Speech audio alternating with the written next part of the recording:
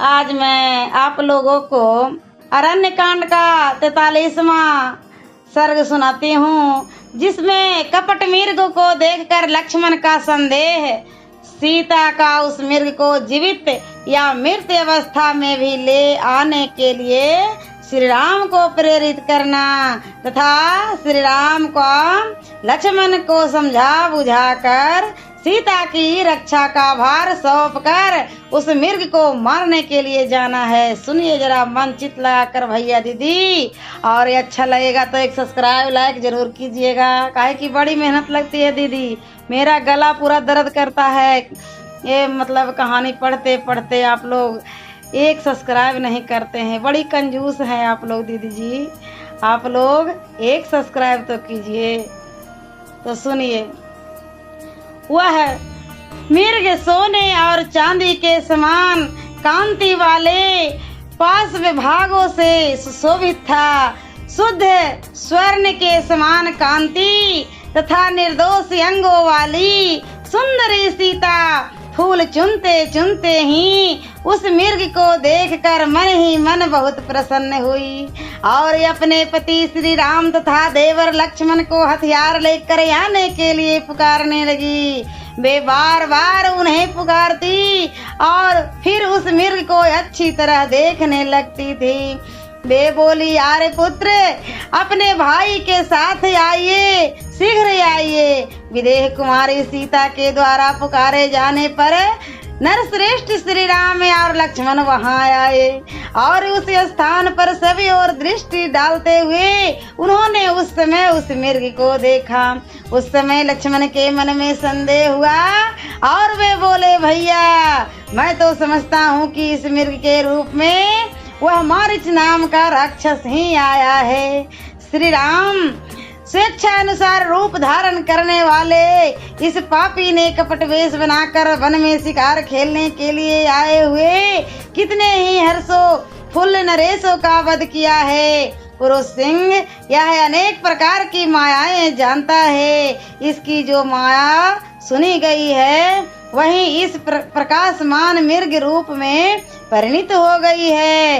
यह गंधर्व नगर के समान देखने भर के लिए ही है। रघुनंदन पृथ्वीनाथ, इस भूतल पर कहीं भी ऐसा विचित्र रत्नमय मृग नहीं है, अतः निसंदेह यह माया ही है। मारीच के छल से जिनकी विचार शक्ति हर ली गई थी, उन पवित्र मुस्कान वाली सीता ने उपयुक्त बातें कहते हुए लक्ष्मण को रोककर स्वयं ही बड़े हर्ष के साथ कहा, अरे पुत्र यह मृग बड़ा ही सुंदर है, इसने मेरे मन को हर लिया है। महाबाहो इसे ले आइए, यह हम लोगों को मन बहलाव के लिए रहेगा।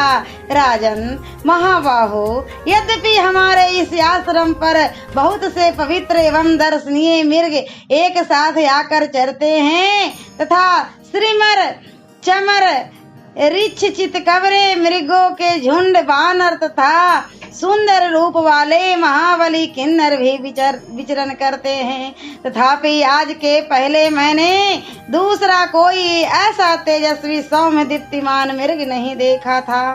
जैसा कि यह श्रेष्ठ मृग दिखाई दे रहा है, नाना प्रकार के रंगों से युक्त होने के कारण इसके अंग विचित्र जान पड़ते हैं। ऐसा प्रतीत होता है मानो यह अंगों का ही बना हुआ है।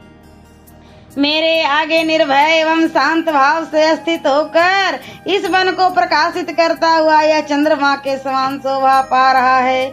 इसका रूप अद्भुत है, इसकी शोभा अवर्णीय है, इसकी बोली बड़ी सुंदर है। विचित्र अंगों से सुशोभित यह अद्भुत मृग मेरे मन को मोह लेता है। यदि यह मृग जीते जी ही आपकी पकड़ में ना आए तो यह आश्चर्य की वस्तु होगा और सबके हृदय में विस्मय उत्पन्न कर देगा।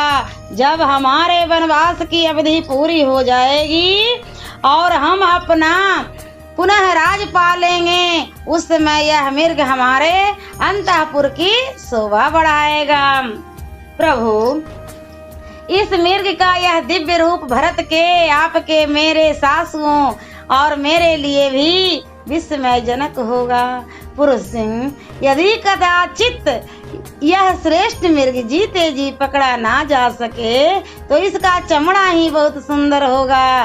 घास फूस की बनी हुई चटाई पर इस मरे हुए मृग का स्वर्णमय चमड़ा बिछाकर मैं इस पर आपके साथ बैठना चाहती हूँ। यद्यपि स्वेच्छा से प्रेरित होकर अपने पति को ऐसे काम में लगाना यह भयंकर स्वेच्छाचार है और साध्वी स्त्रियों के लिए उचित नहीं माना गया है।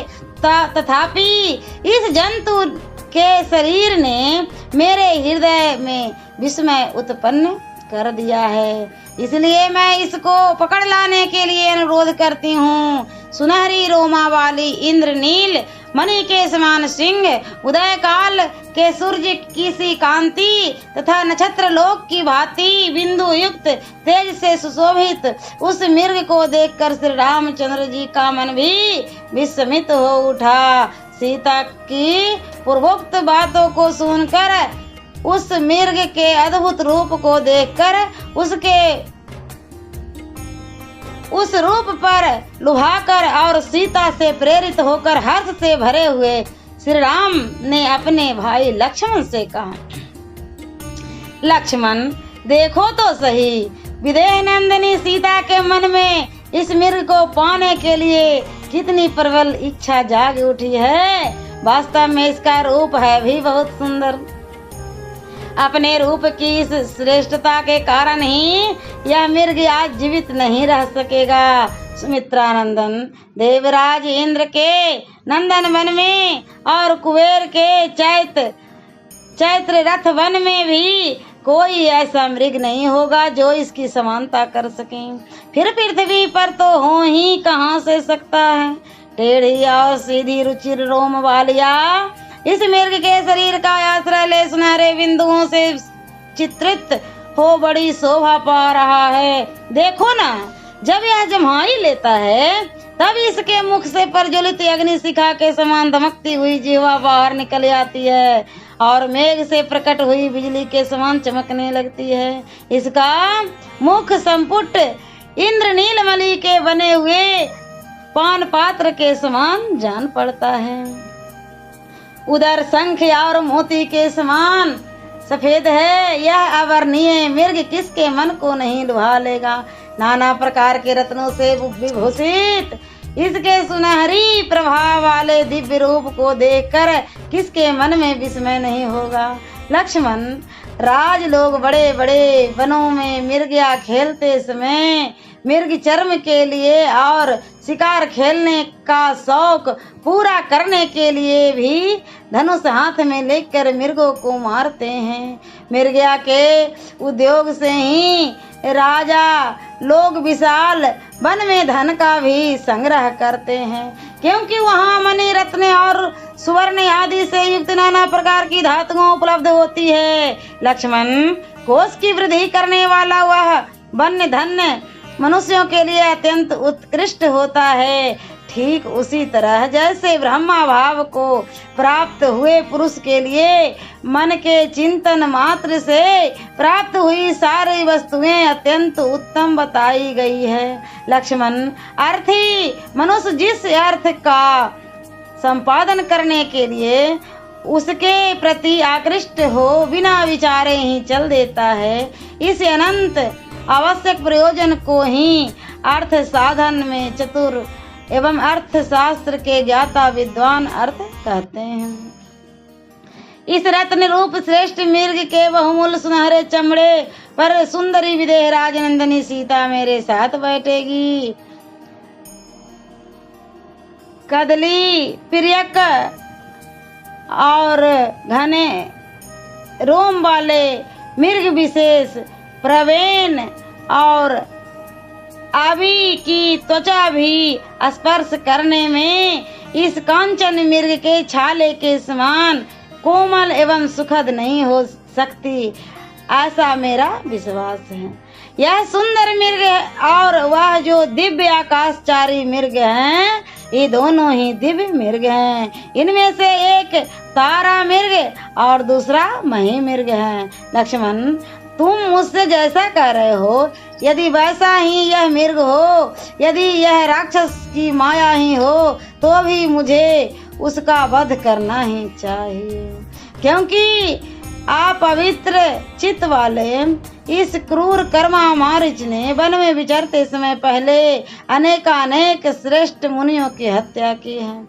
इसने मृगया के समय प्रकट होकर बहुत से महाधुरंधर नरेशों का वध किया है। अतः इस मृग के रूप में इसका भी वध अवश्य करने योग्य है। इसी वन में पहले बतापी नामक राक्षस रहता था, जो तपस्वी महात्माओं का तिरस्कार करके कपट पूर्ण उपाय उनके पेट में पहुंच जाता, और जैसे खच्चरी को अपने ही गर्भ का बच्चा नष्ट कर देता है, उसी प्रकार उस ब्राह्मर्षियों को नष्ट कर देता था। वह बतापी एक दिन दीर्घ काल के पश्चात लोभवश महातेजस्वी अगस्त जी के पास जा पहुंचा और उनका आहार बन गया, उनके पेट में पहुंच गया। श्राद्ध के अंत में जब वह अपना राक्षस रूप प्रकट करने की इच्छा करने लगा, उनका पेट फाड़ कर निकल आने का उद्यत हुआ। तब उस बतापी को लक्ष्य करके भगवान अगस्त मुस्काए और उससे इस प्रकार बोले, बतापे, तुम भी ना सोचे विचारे इस जीव जगत में बहुत से श्रेष्ठ ब्राह्मणों को अपने तेज से तिरस्कृत किया है, उसी पाप से अब तुम बच गए। लक्ष्मण, जो सदा धर्म में तत्पर रहने वाले मुझ जैसे जितेंद्रिय पुरुष का भी अतिक्रमण करे, उस मारीच नामक राक्षस को भी वार्तालाप के समान ही नष्ट हो जाना चाहिए। जैसे बतापी अगस्त के द्वारा नष्ट हुआ, उसी प्रकार यह मारीच अब मेरे सामने आकर अवश्य ही मारा जाएगा।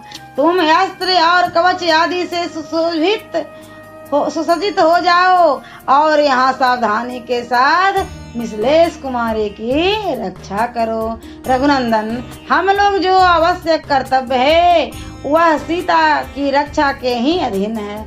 मैं इस मृग को मार डालूंगा और इसे सीता जी को पकड़कर लाकर जीता ही दे दूंगा।